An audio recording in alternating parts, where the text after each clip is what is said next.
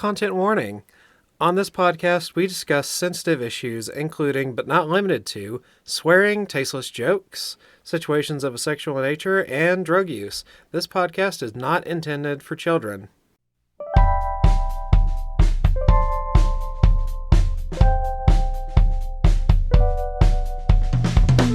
Welcome to Bibliowrecks, where we continue reading the world's worst stories. I'm still Bam Bam. And I'm still Bugs. So, we're keeping up with EOS this episode. Yeah, we are at part 2 of EOS by Jen Guberman. First part was roughly the first half of the book. And now we're in the middle of a fetch quest. And Prison fetch quest. Yeah. Basically, EOS is a cardboard doll getting moved around the set so we can see all the things there is in this world. Yep. And the characters are just flat, two-dimensional. The world, it could be interesting.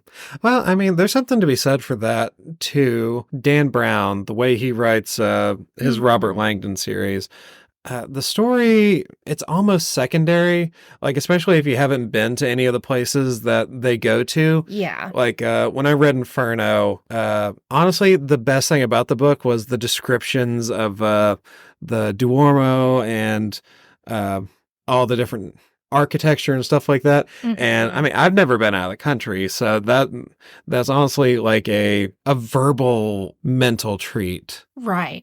There was one of his books that was set in, I think, Antarctica or the Arctic or something. And probably Digital Fortress, maybe. I don't even remember what it was called. This was a long time ago, too. Right. I read this. But yeah, all of the Robert Langdon books are just, it's roughly the same plot every time, similar structure every time, but always a new location, and just the descriptions of all the places they go are just it's like description Caesar salad. Yeah. There's surely there's a better food than just a Caesar salad. That doesn't sound very good at all. That is our haute cuisine. I like Caesar salad. Do you like the one from Wendy's, or do you have a different place where you get Caesar salad? I usually get the market side from the one Walmart. At Walmart. Yeah, I like that one too. It's always the most consistent for me. Yeah, I like getting those because the croutons are separate and I can eat it. Nah, that's good. Because it's gluten-free. Yeah, that's good. Did you know a Caesar salad can never be vegan? Oh, it's because the anchovies in the sauce. Nice. Yep. I saw a thing about that on the internet, but you know. That's cool. Yeah. Did you know? All right. So we are following EOS. She is 20, but written like a 15-year-old.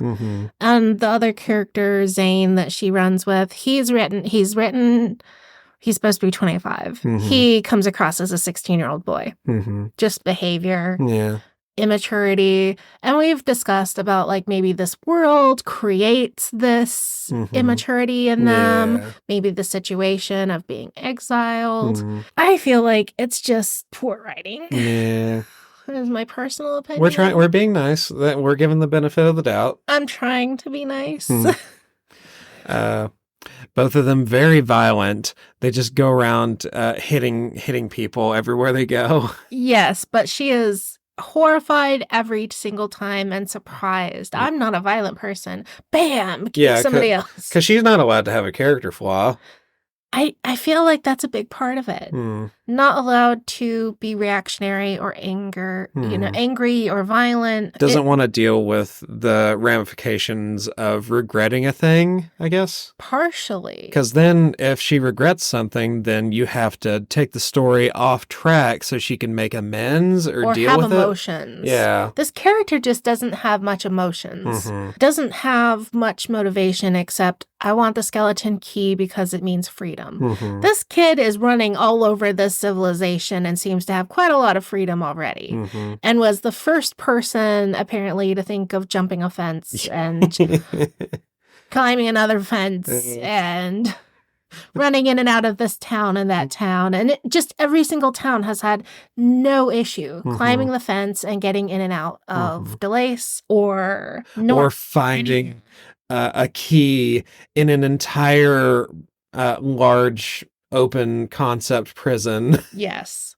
That thing that happens every single town. They Jumps- just immediately find the key. Jumps into a lake. How big? Sees the shiny box. How big does a lake have to be considered a lake or a body? Well, it would have to be deep enough she wouldn't die. Right. Jumping from a cliff. Yeah. So it's got to be at least 15 foot deep. Pretty deep. I don't know. As far as like just acreage, it's got to be like a certain width anyway. Right. I don't. The likelihood of jumping off in a random location and getting far enough into the lake to not die. Yeah, and landing exactly where in the center of the water where you see it. Yeah. It's very convenient. Everything is convenient. She sees the box. She goes up and down and over and over and over, swimming down, and finally gets a hold of it, gets to the shore. This little girl finds her. The little girl was born into exile because her mom was pregnant. And the little girl says, "Come home. You can have a shower. You can have dinner with us." Eos is like, "Fine, okay." So she goes with this little girl to this house. These are the only people we meet in this town. There's other houses and other people, but we don't meet them. So I don't know what the population of this town would be. Yeah. So does she get told any lies throughout this entire encounter? Is she lied to at all? At least in a way that it's matters? hard to tell because you don't know. Yeah. She lies to them. She tells them her name is Elle. And she lies and says she was running away from home and ended up here. Yeah. And I think the mom's name was Renee. And they basically just say, "Hey, you can take a shower. Here's clothing. We're having soup for dinner." And it's like clear broth with a sprinkling of rice and a sprinkling of vegetables. They have nothing. They are starving. Yeah. And she feels bad about taking their food. She wakes up and can see her breath because the house is so cold. They're shown to be destitute. Yeah. Maybe that's the lie. Maybe they just like guilting people that jump in their lake. I don't understand why you would jump in a lake without having an idea of how you're going to get out of there. Well, I mean... Because she keeps saying, "Oh, I don't think I can climb the walls." Yeah. And she had broken her wrist or hurt her wrist jumping over the tree. Fence, and it's doesn't really matter except her wrist hurts, which means she can't climb the cliff wall. But she's gonna jump into the lake and then just deal with it later. It's not broken. It's just really uncomfortable. Yes, it just hurts. She can't use her wrist. They give her a room to sleep in, and the little girl is just really curious about this box and this key. Which, if you saw someone jump from a cliff and then come out of the lake with a box, I would be interested and curious too. Right. She wakes up and the box is gone. The little girl stole it. She's going to the other jail. She's gonna go to the Haven. Naughty, naughty little girl. She goes to start searching for the box, and 2 cops show up and trank her. So the mom had called the cops or gone and told somebody that this person was in her house. Yeah. Early in the morning. So maybe I guess that's the lie. They're just nice to her. They're just nice to her. Do you think she gets a reward for turning in prisoners from other... I guess that's the hope. Yeah. So these 2 cops are coming at Eos with a trank and handcuffs. She pulls out her dagger and stabs one of them in the neck. Jesus. And that guy collapses on her and dies in a big bloody mess. And then she passes out. She is not willing to be taken alive, I guess, at this point. Her violence has gotten more and more extreme through this. I think she's got a panic disorder or something. Wasn't she feeling regretful over just beating the shit out of a guy? Yes. I'm not like that. This isn't me. Anytime someone that was yesterday inconveniences her, she just reacts so violently. I know. She murders this cop. Yeah. She gets tranked. She wakes up covered in blood in a van that's pulling up to Bellicose, the exile town for murderers. Well, I mean, she is a murderer now. So. Did she get the key from the little kid, though? No, the kid still has the key. Well, I guess it didn't matter that the key was so easy to find. No, she's furious. She wakes up, she's covered in blood, she's furious. "Where's my knife?" Confiscated. Confiscated? What's that supposed to mean? I'm sorry, are I you shrieked 5? in anger. You stabbed a cop. Yeah, they're not going to let you keep your knife, my dude. Your knife. I think she's got an anger disorder. She's also a child. Yeah. Like, she just loses, like, any sense of, like, reasonability or anything anytime she gets angry or panicked. Yeah. I guess they took her bag. I guess they took her stuff, but they don't ever search her pockets. She still has the pocket knife from her grandpa in her inner pocket. So thankfully, she still has that and can threaten people while she's in prison. She can still stab people. She still can stab people in prison. Yeah. All you'd have to do is take away this girl's coat and she would be helpless. Yeah. This girl's plot coat. Oh my gosh, she's got literal plot armor. Yeah, there we go. Yeah, it's great. Love it.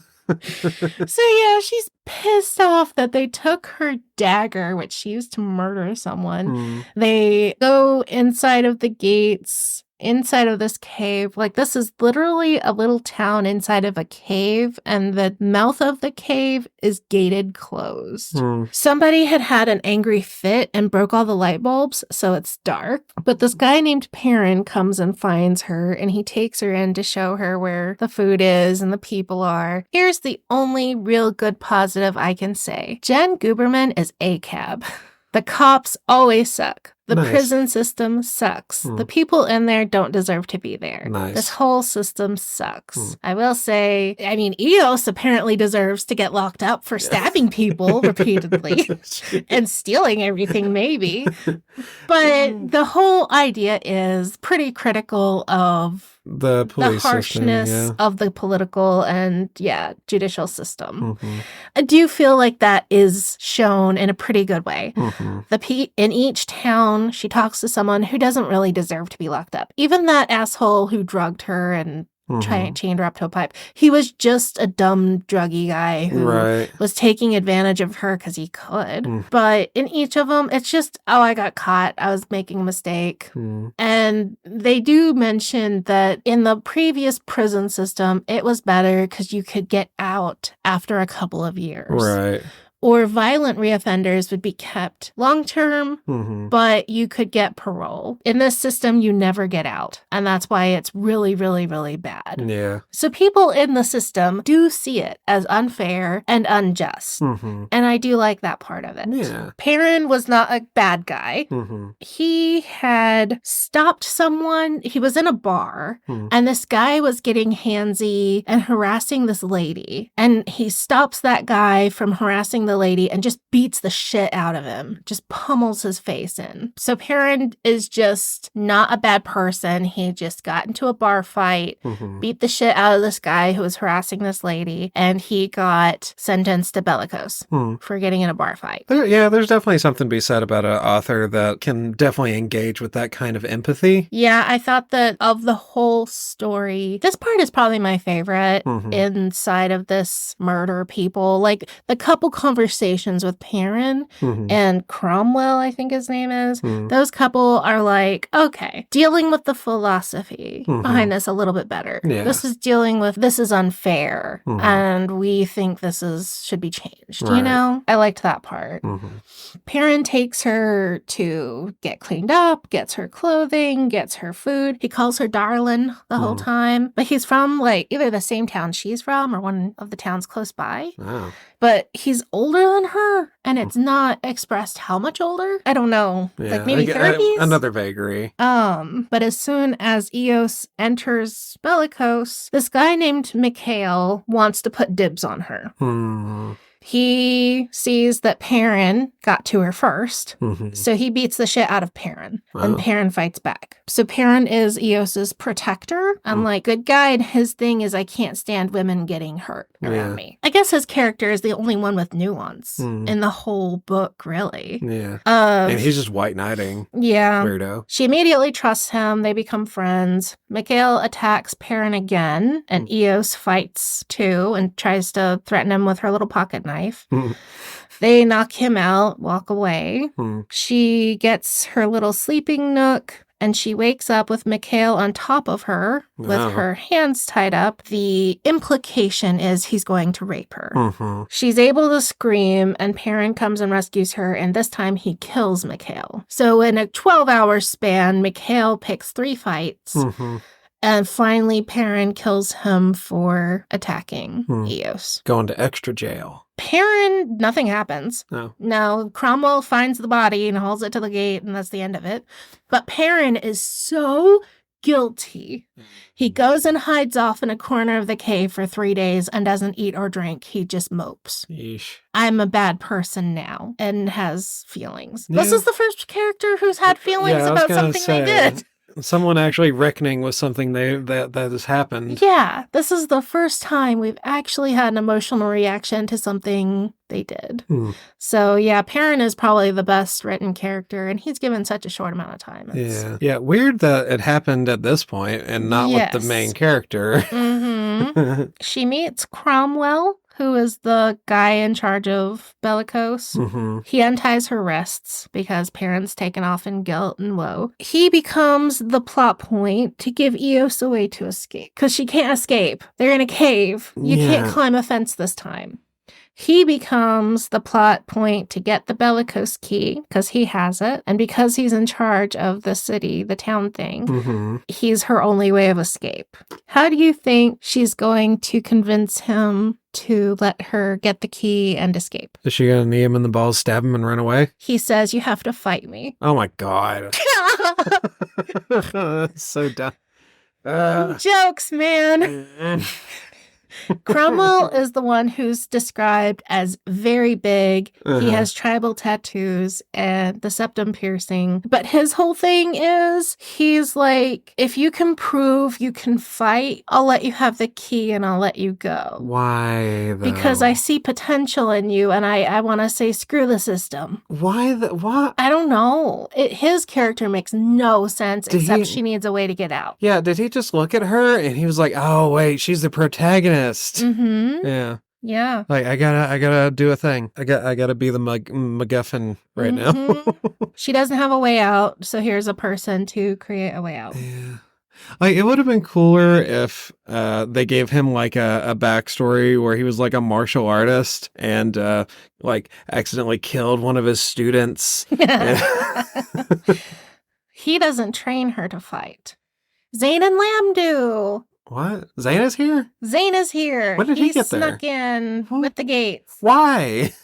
Why did he sneak in now, but he abandoned her with the dope He didn't heads? abandon her. The dope head lied. It was all ruse. But that's not the lying prison. That was the other one. I know. That wasn't the lying prison. That was the druggy prison. Yeah. And we don't actually get a good idea of why Zane was separated from her and how all that happened, like where he was. But he escaped. He found the key. Zane went back to Avid looking for her. He sees the bloody dagger in the dump that she had used to kill the cop because all the trash gets dumped. So he just at like Avid. gumshoed his way back to her? After abandoning her. He picks up Lamb. They hitch a ride on a truck to Bellicose or somewhere, however they get here. And they are able to sneak through the gates that lock the entire cave. And they sneak in and find her. I don't believe you. You just don't like this author and you're lying about her to make her look dumb. Oh, God. So she's like, well, I can get the key if I can fight Cromwell. And Perrin is like, Cromwell is 3 times your size. You're a little white girl who's described as slim. Yeah. He's this huge prison guy. Yeah. Whose thing is fighting. Whose thing is about fighting, I guess. Yeah. Who was Lamb again? One of the ladies from Avid, one of the other young adults. Okay. She is now part of the gang because she came along with Zane, and they decide to teach her how to fight. But no, why would any of them know how to fight? They don't either. They're thieves. They don't know how to fight. Yeah. They basically swing at her with their fists, and she just has to duck. And she becomes good at ducking. So she does a training montage. She does a training montage for 7 days. Learns to duck. So she fights Cromwell. and we lower the stakes.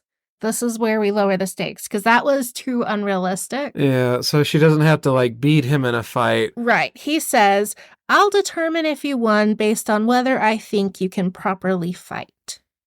Because he wants to give her the key, but there has to be something stopping him from just give her the key. Everyone is like, well, why doesn't he just give you the key? Oh, he wants me to be prepared to fight people in the city. For what? Against people with guns and tranks. She's been tranked 15 times. Yeah, you can't punch someone tranking you. No!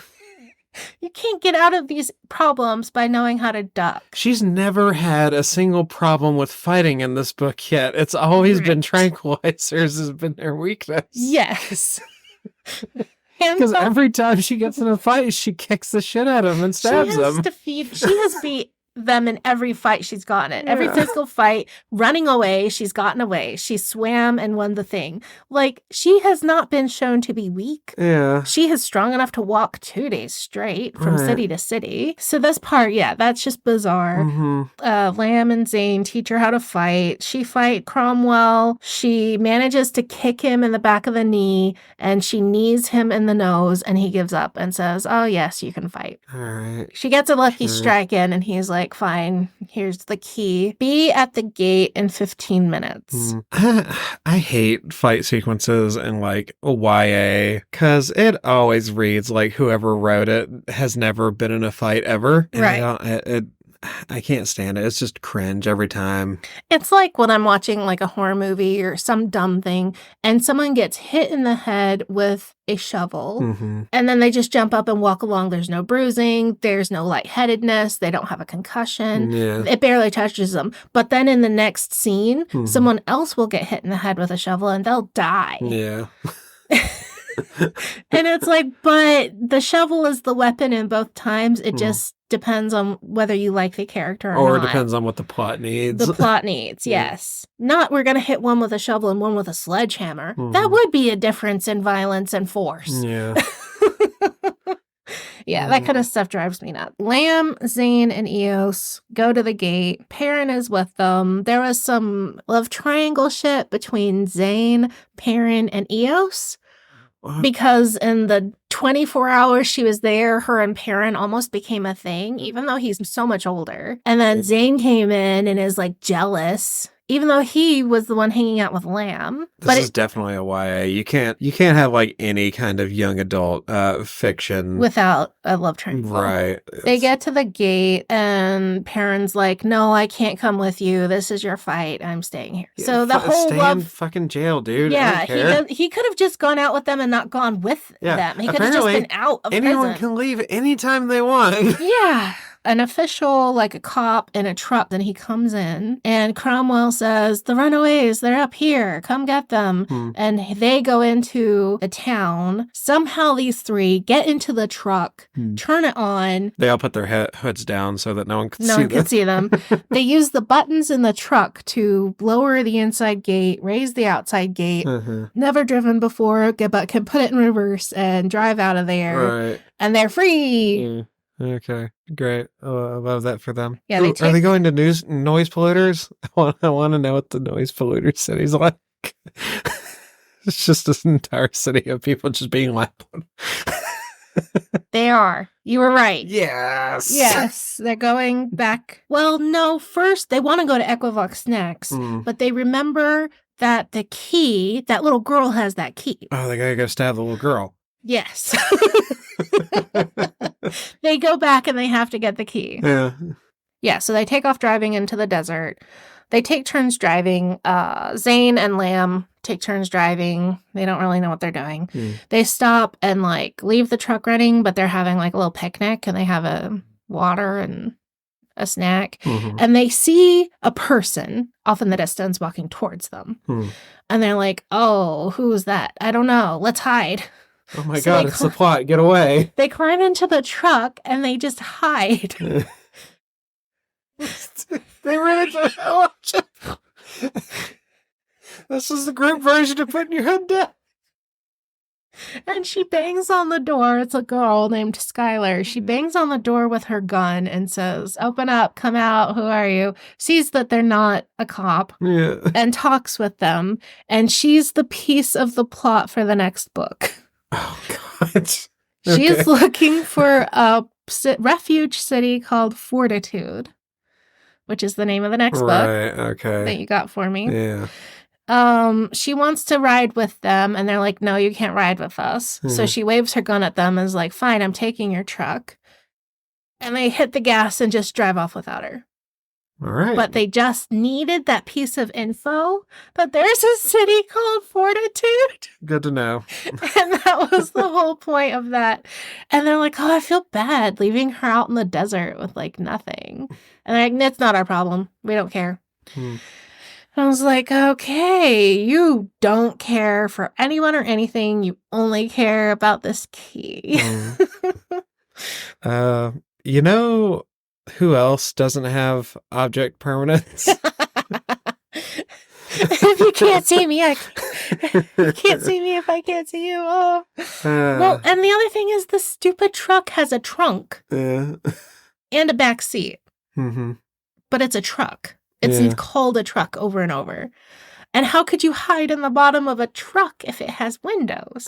And you can see the back seat. I just think of it as like a big moving truck. Yeah. Yeah, like it is just so funny to imagine 3 kids hiding in the bottom of a truck, but there's nowhere to hide. In your minivan, there's more room to hide. Yeah. You know who else hides in the floor of a truck? My socials. I'm just gonna keep doing ad pivots to you. Fine. These ads. Hey, Biblio fans, friends, and fiends. Just taking a moment to tell you how to find our growing community. We're on Facebook and Instagram, where we try to post as often as we can. We have a subreddit that will start as soon as we get over our crippling fear of it. And, of course, our YouTube. Look us up at Bibliowrecks, spelled Bibliowrecks. We would love to hear suggestions and chat about bad books there, as well as over email. Our email is bibliowrecks@gmail.com. Thanks for listening. Now let's get back to that bad book. We're back. And more caffeinated than ever. Coffee. It's what runs the world. That was an unsatisfying clink. I'm sorry. I was afraid it would hit the other cup and then spill on the computer and we would be in trouble. We're back to Eos. And now they're at the Wire Town prison? Yeah, they ditch Skylar and drive away. As they should. I bet she wasn't doing anything plot relevant. She only had the name of that town, Fortitude, and that's all they needed, so that was... Just need that hook. Yep.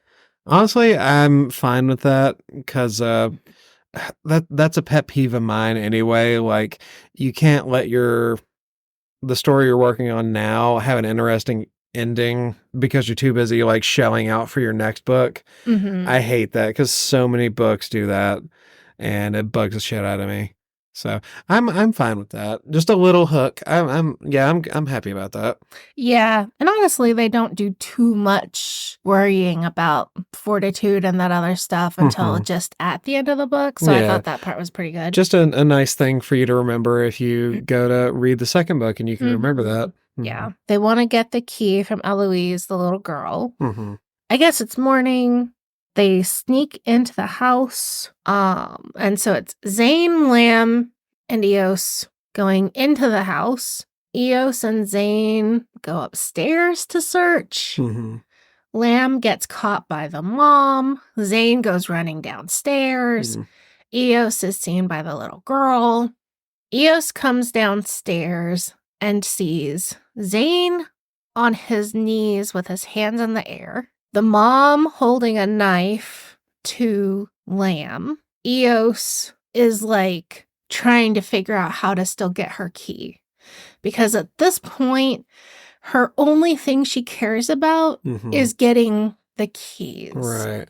So she has like Does she just not care about what's happening in this hostage situation?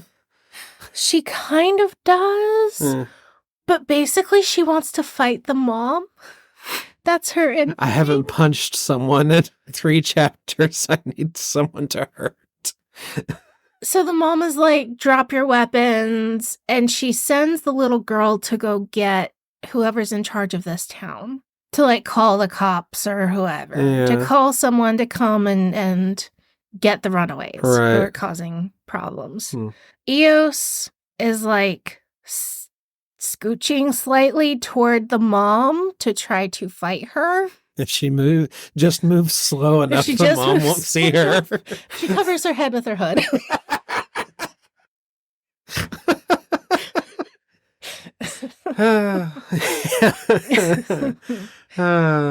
Basically, she fights the mom and gets slashed on her belly with this this kitchen knife, like a paring knife. And they're fighting with the mom. And then the mom lunges with the paring knife at Eos, and Lamb jumps into the way. Oh my God. What? Why didn't they just dogpile her? There are 3 All of 3. them. Yeah. Zane has rope tied around his leg, but he literally was 2 steps ahead of her running down the stairs. There was no time for any of this to have happened downstairs at all. Jeez. All right. So Lamb, who has offered nothing to the story. She's just the cutesy little sister, sort of the story. Just the person that you were supposed to feel bad about when they died. Yeah, and she feels a little bit bad when Lamb dies. Yeah. That's good. At least she's not a total sociopath. Yeah. Zane is much more upset. Oh, yeah. Zane he cares. He has emotions about it. In a matter of seconds, Zane is untied or whatever, or he wasn't tied. I don't know. He gets up. They threaten the mom with the pocket knife they have. And they're like, be quiet, shut up, or whatever. They pick up Lamb and they run outside and hide in the bushes. What? The 2 cop people or heads of the town or whatever are coming up the path with the little girl. They walk into the kitchen and see the mom covered in blood holding a knife. And they say, you are being violent. Off to Bellicose you go. Oh, my God. This blood is obviously not yours. You must have stabbed someone. Yeah, you that definitely is didn't not cut here. yourself cooking or anything. She Literally, sent the daughter this little to daughter get went to you. say, we have intruders, yes. And she was like, no, they attacked me. I was trying to defend myself. Yeah. And they're like, nope, you're arrested. Off you go. Jesus. So they've sent this woman to a much worse, violent prison. Yes. Because they wanted to get a key. And they didn't just ask nicely. Yeah. They didn't offer to buy it from them in exchange for the food they own. Of course they not. have a truck full of food. Like, they have all the food they need. They could offer her a way to escape the frickin' town. Yeah. There's no reason they can't give her They're just stuff she wants. They have money. They're just have entitled to whatever they want. Yeah. Because it's their story. Yeah. And you don't have to treat these people like people. So they hear the people saying, off to Bellicose with you, foul murder. Jeez, Eloise fucking awful. is coming up the path a few minutes later. The cops have taken the mom and just gone off with her. Eloise is coming up the path, and Eos steps out, and Eloise is like, where's my mommy? And Eos is just like, oh, she got dirty. They have to clean her off. She will be back very soon. And she lies to this kid and is like, your mommy will come right back. Who is going to lose her mom? She has lost her mom. If her mom's hauled to Bellicose and she isn't an exile, she'll just be left here and have no food. Yeah. She'll die of neglect and starvation. Yeah. What they did to this family is horrible. Yeah. For a fucking key. For a key. 1 of 5 keys. Yes. I don't understand why you couldn't find the master key box and just cut it open with a saw. So she lies to this little girl. She says, your mommy is fine. She's getting cleaned up. They'll bring her back later. Where did your mommy hide the key? And her mommy never had the key. Yeah. She had the key. Right. So she says, you don't want to be a liar like your mommy. You want to go to a nice city for good girls. If you're a good girl and you give me the key, they'll take you to a better city. She freaking lies and manipulates This is fucking to this awful. child. It's horrific. You know what? This is like that other book you did, the Orson Scott Card book, where Marion was gaining powers. She's gaining Ability, crimes. Crimes. She's just learning how to commit crimes. This is fucking awful. You just got this woman sent to violence prison, and you're lying to a child. An orphan, essentially. Yeah, like even the little girl sees through her bullshit. She's like, but you came here to hurt us. Yeah, she's been around liars her entire life. Yeah. And she's like, no, Eloise, I don't like hurting people. I'm just missing that box I had when I was here, and I really, really need it. And she's like, you don't have to lie like your mommy did. That's why you're at this place, because lying is bad. The cities are even nicer. She's like, you can be a better person. Lying hurts people. That's why liars get sent away to live here, because no one likes how liars hurt them. So the little girl says, I'm sorry I lied to you. And she takes out the key and just gives it over. I forgive you, Eloise. My God. So she forgives the child for taking the key, even though she got this mom in huge trouble. She got Lamb killed. Yeah. So clearly, our main character is going to have to deal with the moral implications of ruining a family, orphaning a child, and then lying to said child. Right? She's gonna have to deal with that, right? That would be nice. Like they get Lamb, they put her in the truck. She's bleeding out. They just leave this town that people knew there were intruders. Right. They knew there was violence. Yeah. They knew someone got stabbed to the point that there's blood everywhere. And now there's a truck leaving right after they had already gotten a delivery that day. So that would seem a little strange, right? You'd think people would notice all this stuff, people coming in and going out of these gates, people using this elevator. Yeah. None of them ever get noticed doing anything. Of course. They are driving out of the town. Zane is driving, and he decides that they're going to drive to... Clamorite, right? No, he changes the plan. Oh. Hold on. Where's the name of the town? I'm so bothered Eastmead. right now. Sorry, they're going to Eastmead. Oh, okay. It's the city that Zane and Lamb grew up in. Because he wants to return Lamb to her family. Have they done, is she already dead? She dies in just a couple paragraphs. But he decides they're still going to Eastmead to give the body to the family. So they don't stop and try to triage or do anything? They don't know that that's what you need to do. They rub Band-Aids on her belly and pour alcohol on her belly and put bandages on it. And then she bleeds out and dies, and they're surprised. I mean, they don't have object permanence, so I'm not surprised. Do you see why I'm struggling so hard between, is this for adults or is this for children? Yeah. Because this is kind of high stakes for children. This is kind of upsetting for children. But it's also really dumb. You'd think you would be pulled over, or you would try to go back and find a doctor at Equivox. Yeah. Or you would try to find medical help. Or even just drama-wise, have a moment you're trying to stop the bleeding, and as you're trying to stop it, she dies in your arms or something. Yeah, no, she dies when they're asleep, and when she goes to wake her up, she's just dead. All right, well, fuck it, I guess. They go to Eastmead. They just drive in because they're in a truck, and that means they're good. They go. This plot truck solves all issues. It solves all issues at the moment. They've had enough gas at this point with gas cans.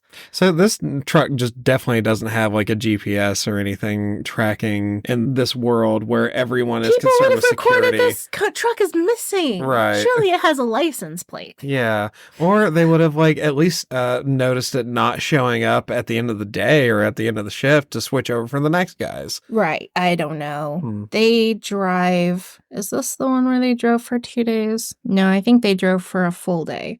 So, you know how they would walk for 2 days and get to a town? Right. In this one, they drive for 2 days and then they get to the next town. Yeah, just that transition, just a day's worth of time is enough to decompress before you start the next whatever. Yeah. It's my pedantic, critical side. It just really annoyed me. Yeah.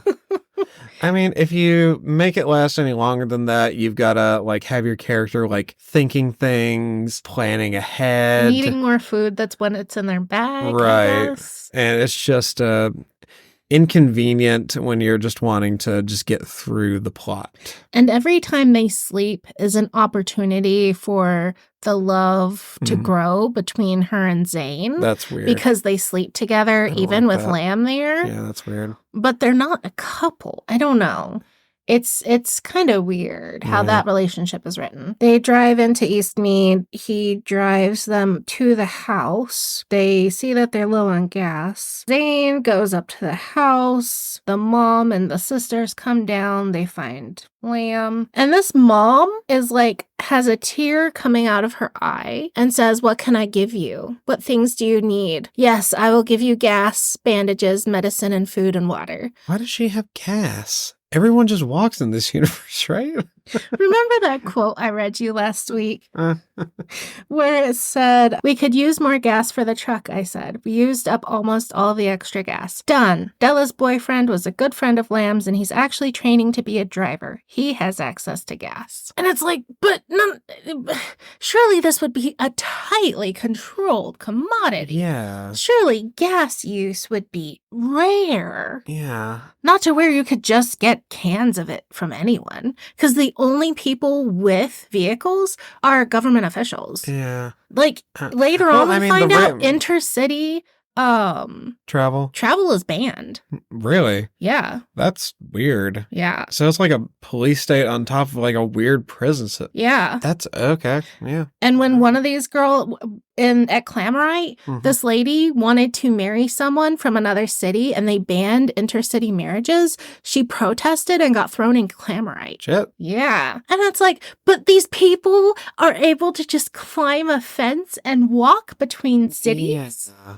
What the heck, man? If anyone can walk from town to town, everyone would be. You would have commerce between all of these little towns. If some of them are growing carrots, even at Avid, they would have to have commerce between the towns to have any chance of survival. Right. So the lady that was in Clamorite, why name Clamorite the city for noise pollution and not the city for political dissonance? Because Clamorite is anyone who makes too much noise, whether that's political or musical. Literally, most of them are musicians. They have saxophones. It would make so much more sense if it was just for political dissonance. That would make sense. Why are you... People who argue against the system and fight the system. That would make sense. That would make sense. Why are you throwing musicians in with those guys? That's so weird. They're noise polluters. I don't know. Yeah, you know what political dissonance and musicians have in common? They're fucking loud. They're annoying. I don't like hearing them. It just seems like you could just ban musical instruments at this point. If you're going to ban random shit, just get rid of musical instruments or singing. Right. Just say, no, you can't be louder than however many decimals, or decibels, sorry. Right. That would be awesome. Like, if just make like another prison. Because why not at this point? And it's just an entire bombastic city. Like, it could be like a stand-in for New Orleans. And everybody's just loud and partying all the time. And there's music. And that would be awesome. And you just have that. And not whatever the fuck this is. I guess the whole thing with Lamb is she was an extra person taking up space, and they didn't want her anymore in the story, and to get refilled on the gas and supplies. Right. Yeah, I guess that makes sense. I just don't like it. Zane is upset. Yeah, Zane is the only emotional one in the group. She's violent. He actually has emotions, I guess. The mom is sad. The siblings are sad. They cry. Zane and Eos decide to drive to Clamorite. Now, this is when I got really pissed. They drove multiple days to Clamorite, going at 25 miles per hour. What? They still would have gone 850 miles to Clamorite. To drive for days. So they just drive continuously? Like, they don't stop and, like, They camp stop out? at night. But I did the math. If you drove for 12 hours in 2-3 days, however many it was, even if you don't have good roads, you're not going 60 miles an hour, even if you're only going 25 miles an hour. So everything just has to be like a day or two away. Yes. It doesn't matter what you're doing. But if you're driving, can you imagine the size of this county? It's 900 miles long and 5 miles wide. That's some gerrymandering shit. I've ever heard it. Topical. Vote in local elections. Yes. The Clamorite is supposed to be on a mountain next to a waterfall because the waterfall is supposed to be so loud it drowns that out people, all the noise. Yes, cannot hear their own voice in their own head. It's to drown out the loud people. They get to a gate. They are gonna walk up the mountain. Zane is mad because it's gonna take too long to walk up the hill. She's like, we've walked further than this before. It'll take a couple days is all, as long as we keep a steady pace. The days up this mountain, and they can see the waterfall from the bottom. Yeah. And there's a road to walk up. Yeah. I would think that'd take like an afternoon. Yeah. I mean, I've walked up a mountain. It took an afternoon. Right. And we Everything live in takes a couple days. Yeah. Everything takes a couple days. From here to the corner store is a couple of days. And from here to DC is a couple of days.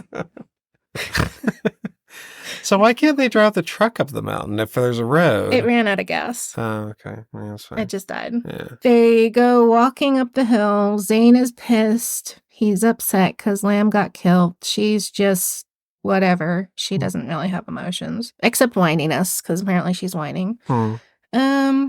What are we going to do when we get up there? What do you mean? We're just going to find the key? Yeah, but in the other towns, we had a place to hide or a place to stay. What do you expect to do when we get up there? We have to be careful. We'll just camp out in the woods nearby and observe. Then we can make a decision. We have to be careful. What if they can see us coming from up there? Do you see anyone up there? Zane shot back. Well, no, but it doesn't mean no one can see us, I whined. If you're so worried about them noticing you, put your hood up. Your hair stands out when we're here. Oh, she actually says that? No. That was an actual quote. I thought you were making a joke. Oh, God. This is her camouflage. Oh, my God. They actually put their hood up to disappear. Yeah. Without a response, I pulled my hood over my head, tucking back my hair. No, you can't do this to me. Jen, are you in the room with us? Did you write this for us? I feel like I'm being pranked. It feels like it was written by a 12-year-old who pulls up their hood and is like, yeah, I'm cool. Yeah, you can't see me. I got my cool dagger and my trench coat and my hood up. I'm cool. It feels like it was written by a very young person. All right, move, go. Just keep going. Okay. I can't keep laughing at this. Part is the weirdest of the entire book. This part of the book doesn't belong here. It's upsetting and odd. Okay. Okay. Is she going to get assaulted? They see a bird. Okay. Birds don't exist anymore. What? You're bringing this up now? We're bringing this up now. Was it not established ever? Ever. This is the first time we're told birds haven't existed. They're extinct. And they're super excited because they see their first bird. What? I don't understand how you would have an ecosystem at all without birds. This is giving me like Hunger Games vibes, because they had a thing about birds, like the Mockingjay, like all their animals are like all mutated and stuff like that. Why are there no birds? Whatever the war was that was had the war nuclear with the birds? The War of the Birds.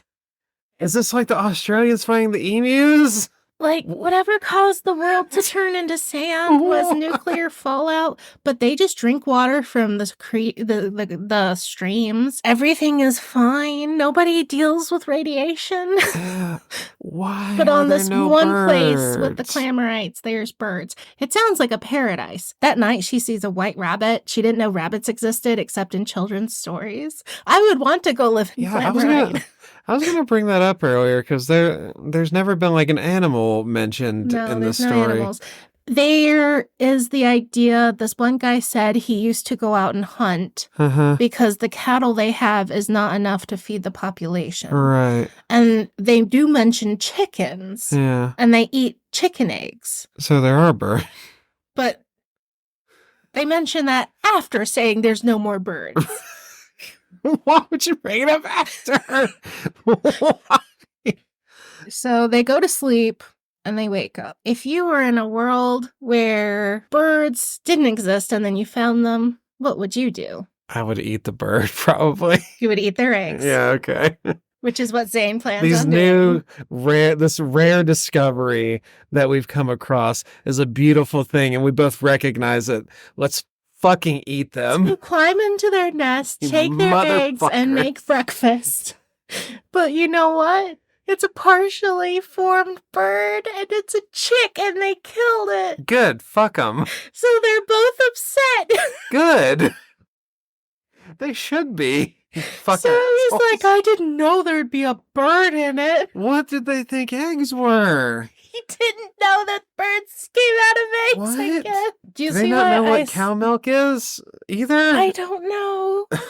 So yeah, he puts the eggs back in the nest, and he's sorry and sad for killing this bird, and he just like drops it in the dirt, and she's like, you can't do that, you have to bury it. And it's like, you haven't cared about anything this whole book. Is this another political statement? I feel like is this story anti-abortion? No, I think it's just she's taking us on a trip through the world, and she forgot to tell us there's no birds, and here's a chance to see a bird. There are no birds. All right, let's take a break and kill a bird now that we know they exist. Let's like kill she says, no, you just killed a baby. Don't say it like that. It was a bird, a baby bird. Till yesterday, we didn't even know things like this existed. Now here you are, tromping through the woods, slaughtering their babies, like these sponsors.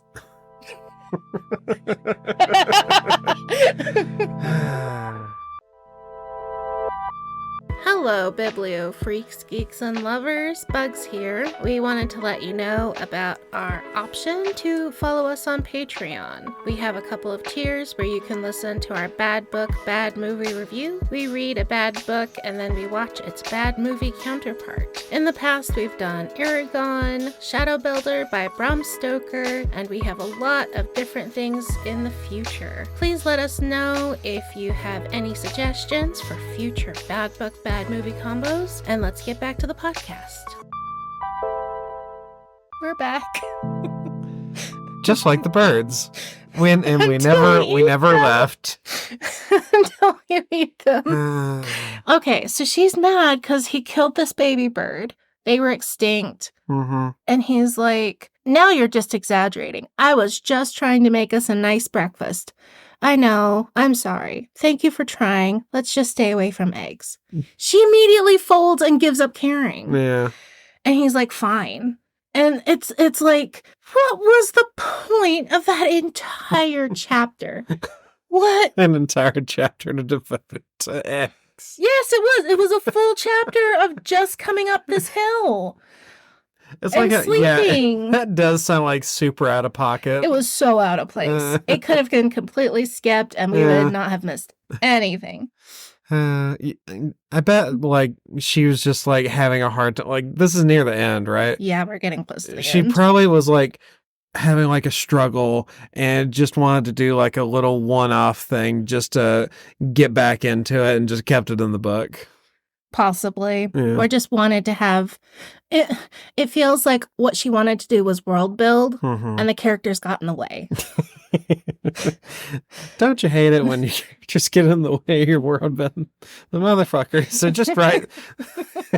They take up so much space. Needing food. In this weird shaped world. They climb up the mountain. They find the waterfall. They find behind the waterfall, there's like a passage into a grotto in the mountainside. And inside is a bunch of hippies singing Kumbaya in a big circle. And they're singing and clapping their thighs, and they welcome her with open arms because she just walks in like she owns the place. Yeah. And they're like, "Oh, you must be new. Come in, come in." And she's just like, "Okay, I'm here. Hello, hi." Because you'd think with such tight security, supposedly, it would be hard to get in and out and people would notice new people. But it's never, that kind of thing just never happens. I mean, did they ever encounter a fence on their way up to here? They did, and they used the truck to get through the gate, and then the truck died. Oh, okay. So the and truck they had to walk died in the 2 most days up the convenient mountain. place it possibly could have. Yes. Yeah, okay. They drove two days and then they walked. 2 days on a tank of gas. Yes. I believe it. Yep. I'll buy it. Do you play instruments or sing? Asks Morgan, the representative. I shook my head. That's okay. Not everyone here does. The implication is pretty much everyone here plays an instrument. And they are all musicians and they all sing. Yeah. Like it's weird if you don't, but it's not unheard of. Yeah. They kind of just decide to pretend they're here and that they got in trouble for being loud and disruptive. At the beginning of the book, when she's taken to Avid, it's a very clear protocol. The representative or councilman from this city hands you to a driver. That driver takes you to the representative in Avid, hands you over. It's a hand-to-hand. This is my prisoner. It's in my control. Now it's your prisoner. It's in your control. Right. All of these other times, she just shows up and gets dropped off and no one pays attention to anything. You know, in this dynamic, it wouldn't be totally impossible for someone to go to noise prison by just ripping like a really big fart. You would be in jail so fast. I would be in jail for laughing. We could have our podcast in Clamorite. They ask around about the key, and then they just see someone wearing a key on his necklace. They steal it from him and run away. That's the end of their time in Clamorite. So fucking stupid. Why? This is all this, like, it took so much more time to just get to here than just nab the key and run away. They literally have 2 conversations. They spent more time fucking around with eggs than getting this key. Yeah. They have like a couple conversations. The one with that girl who got thrown into Clamorite for protesting about being forbidden from marrying her fiance. They have dinner, people sing and dance, and that's the entirety of that. They were there for like less than a day. Like at the Clamorite, they were there for like an evening. Yeah, they didn't even have time to walk anywhere. Nope. So they see the guy who has the key. They go and snatch it from him while he's asleep. They just get the necklace from him. They get the key. They take off. They're going down the mountain and going back to the truck. Like, everything in this world is static until the main character comes to grab it. To grab the MacGuffin. It's not even finders keepers. Yeah. Because if it was, she wouldn't be able to take it from him. She wouldn't have taken the key from Eloise. She just assumes because she won it, it should be hers. It belongs to her. She like a child. Morally right to go and pursue these keys because she wants the master key. She wants the skeleton key. Yeah. I'm just still so upset about her fucking up that little girl's entire life. Really? For a fucking key to a box she doesn't know where it is. She doesn't have it. This was all random sketches and papers from a crazy guy from 50 years ago. Like, if you were willing to, like, take a minute and actually reckon with the things that the main character is doing, like, you don't have to stop doing your little journey to do these. You can just, like, take a minute, let your character act like a human being, continue on and try to learn from what has happened previously. Yeah, no learning, no growth happens, except the ability to lie better and steal better and learning new skills. Like, she's really bad at picking locks at the beginning and gets a lot better at that. Great. Love that. Great that she's learning this lock picking ability in this book about fucking keys. Getting keys. It took them 2 days to walk up the mountain. It takes them a morning to get down it. Damn it.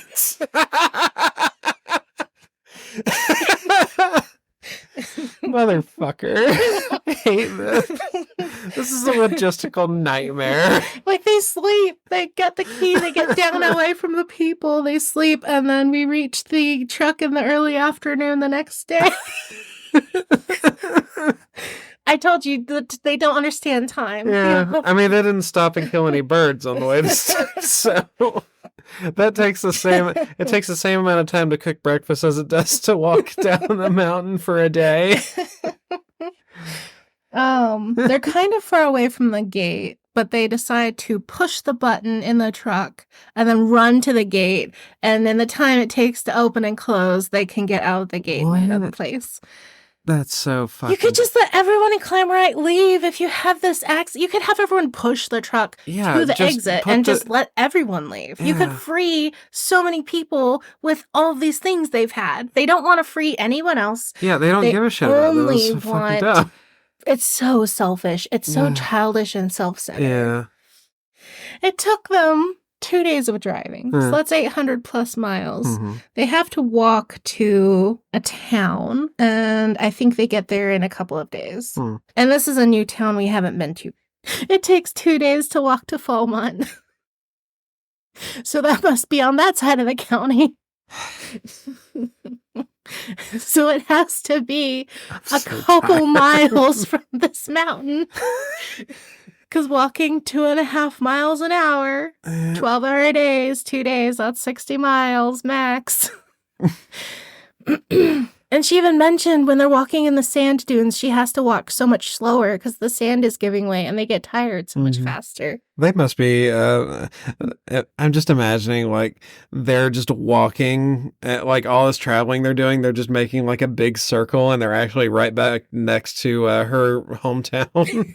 like Moses in the desert, 40 years to go 20 miles or something.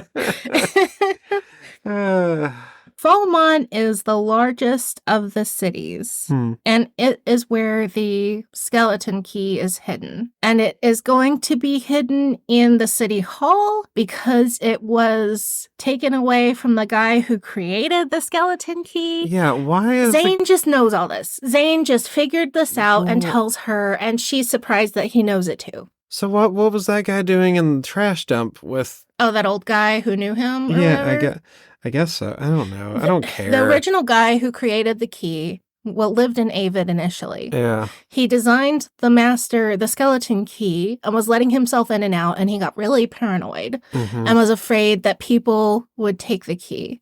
And he literally said, "It's too much power for someone to hold." So he created 5 keys to lock it away, and he hid each key in one of the exile towns. But how do you... No. And then they caught him. How did he do that? Unless he had his master key.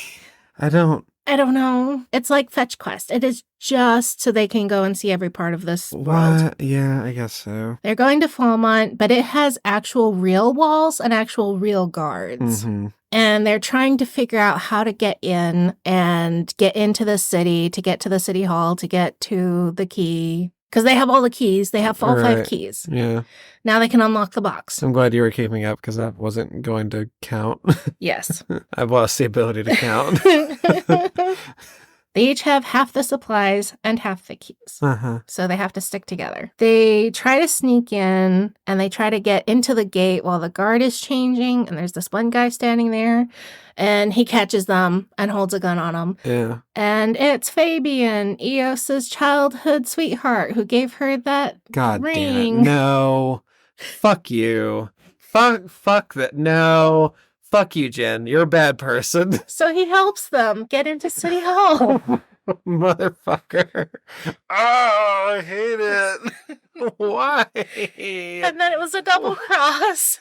And the officials catch them. Why? What do you mean it was double, like, Fabian double-crossed them? Why? Why not just catch them in the first place? Is he just doing a bit? Is this a bit? I don't know. Why did he do this? He could have just caught them. He had a gun on them. Yes. Does he just hate her?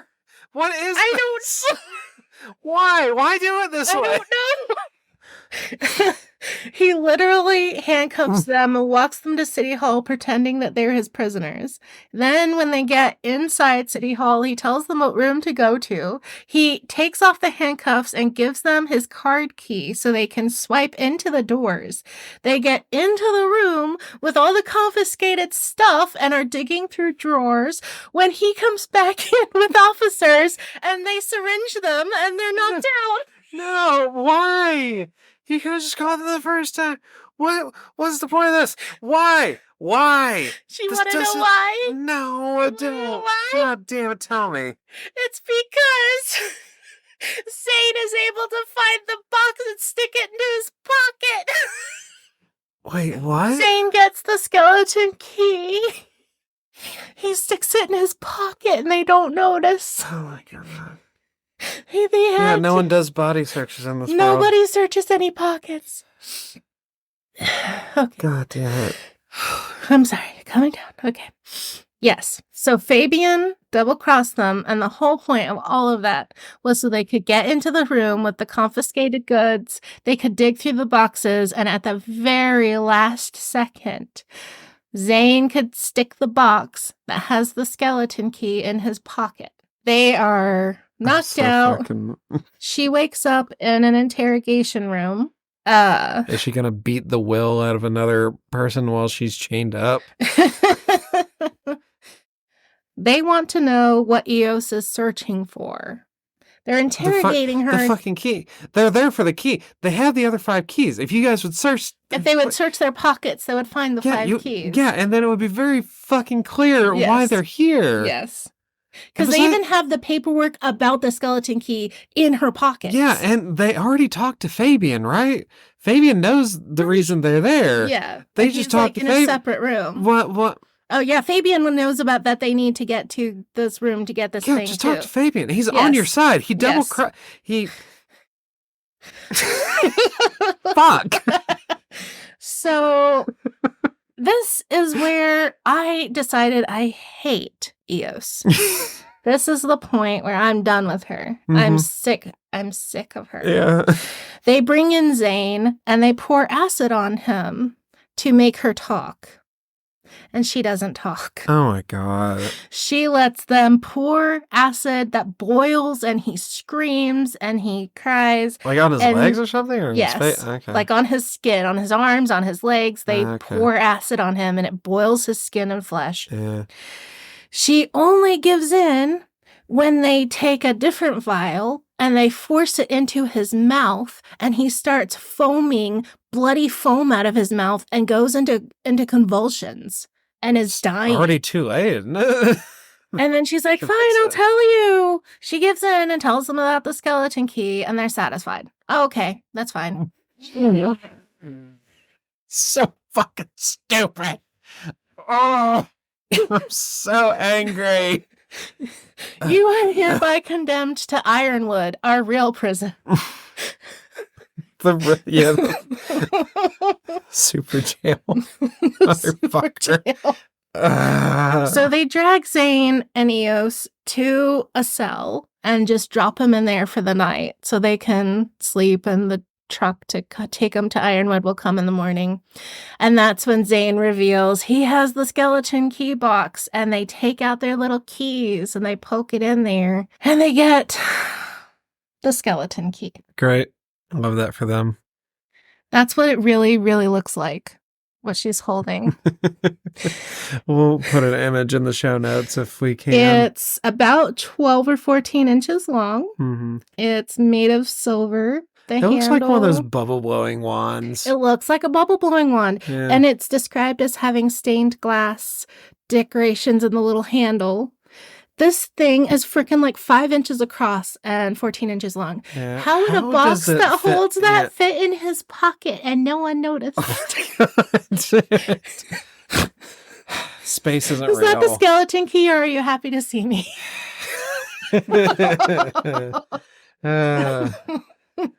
Maybe everybody uses their prison pockets, so no one bothers to check their real pockets. Everyone just assumes they stick. They still have everything in their pockets. And like, even when they're going to leave and get dragged to their cell, she tries to fight. She tries to grab something and hit somebody. Mm-hmm. And they point their guns at Zane and they're like, no, we'll shoot him if you don't cooperate. Mm-hmm. But in that, she managed to grab 2 vials of acid off of the table and no one noticed. And she stuck them in her pocket because no one put her in a prison uniform. Well, you see, she had her hood down. They couldn't see. They didn't see her grab them. So her plan is, in the morning, when they come to get her and Zane to haul them to the truck, she's going to throw the acid vials in their faces and they're going to run. Mm-hmm. Zane has had some kind of caustic substance shoved in his throat. Yeah. He should be dying. Mm-hmm. He can barely walk. He can barely talk. Yeah. But he's going to run out of the city. Okay. And he does. Good for him, I guess. They are just able to escape from the prison, from the city hall. They escape exactly the way they came in. They get to the gate where they had met Fabian, and they use the skeleton key to open that gate, and they're free. Click. The end.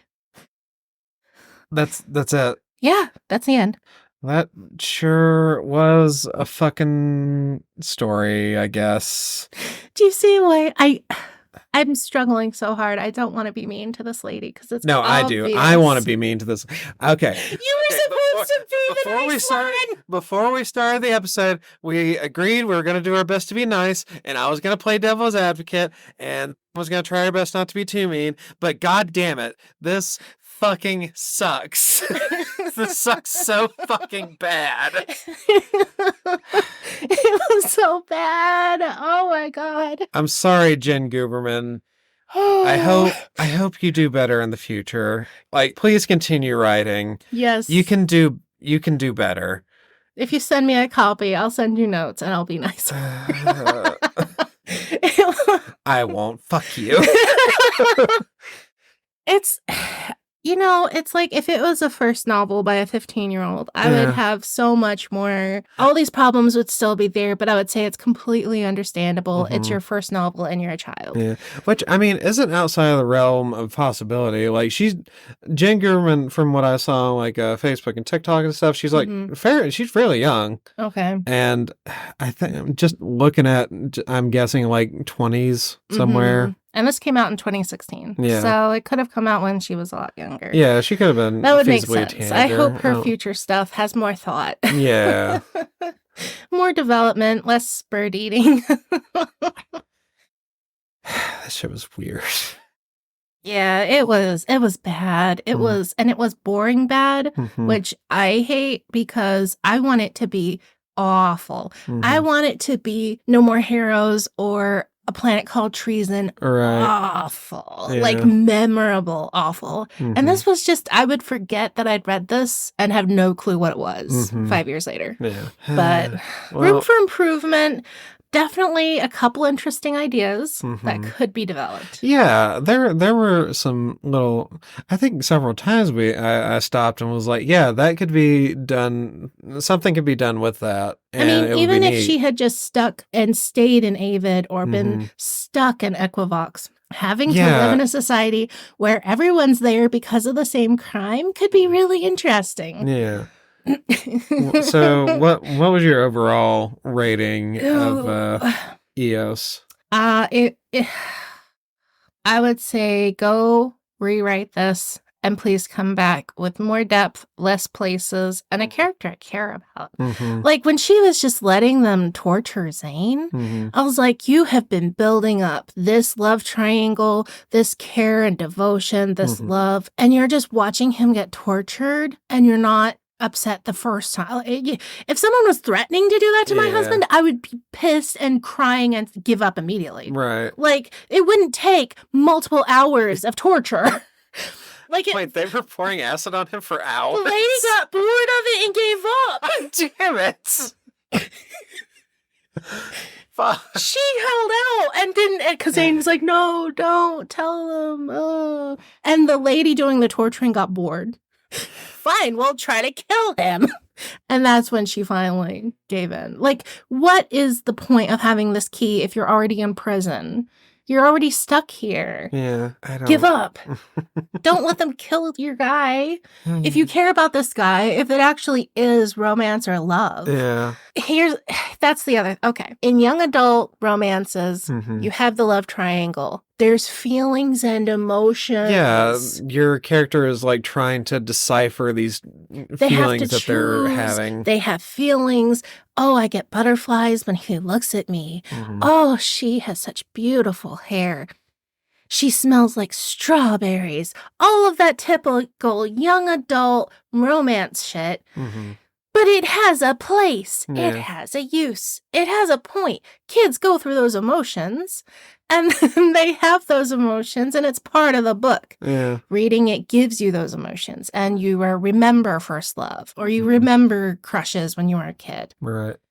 Even Twilight makes you want to pick Edward or Jacob. Yeah.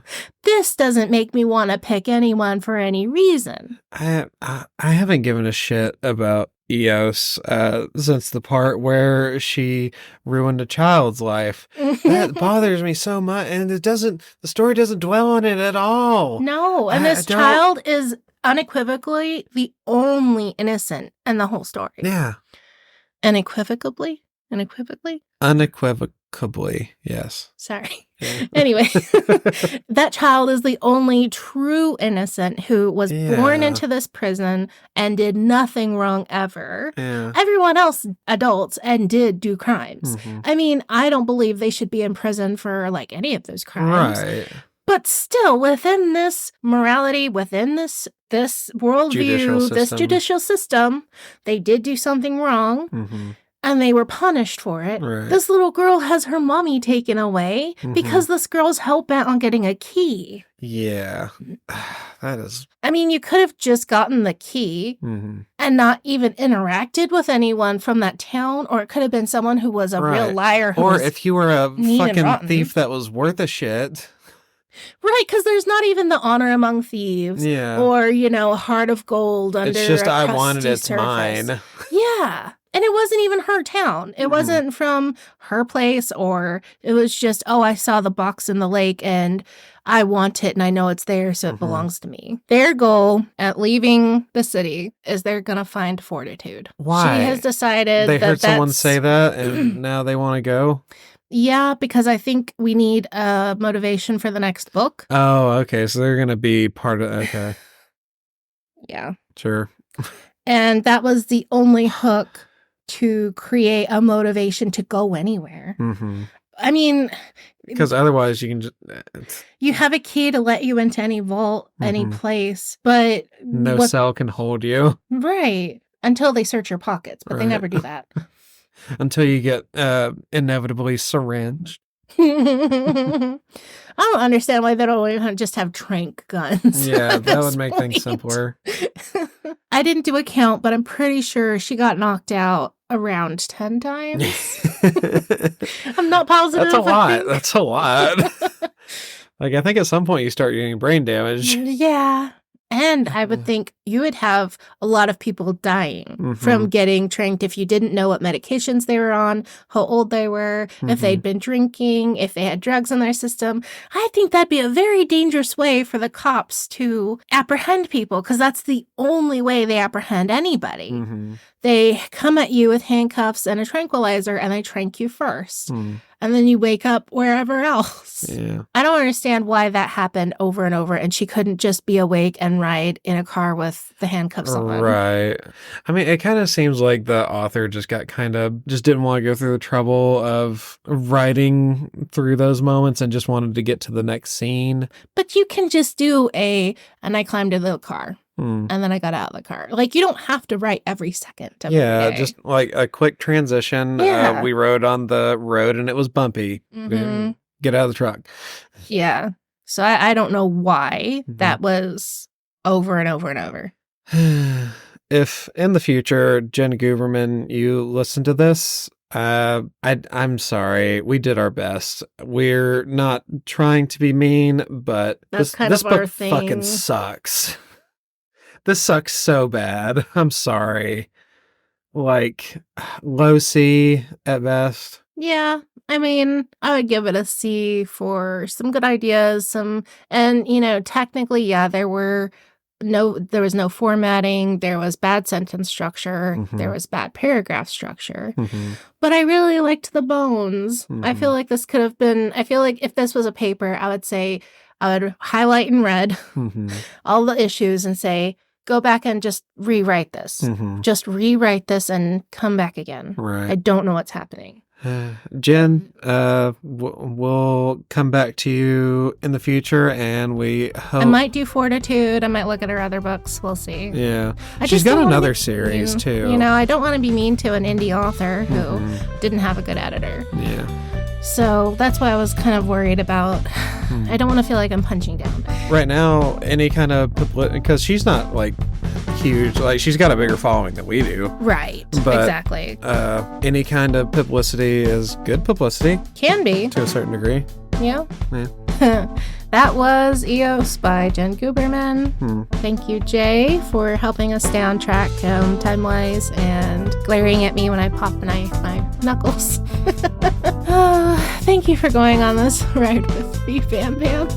Thanks for bringing me. I fucking guess. I don't know. How would you have felt doing because you got the book initially? I don't know if I would have been able to control myself while reading this, because I would have just been so fucking... I would have pummeled this fucking book into the floor. It was really hard to tell you in order because so much of it is so bad. Yeah. But it was fun. It was pretty fun. Yeah, I feel like you did good. Yeah. So we'll see you guys in a couple of weeks. Bye. Bye.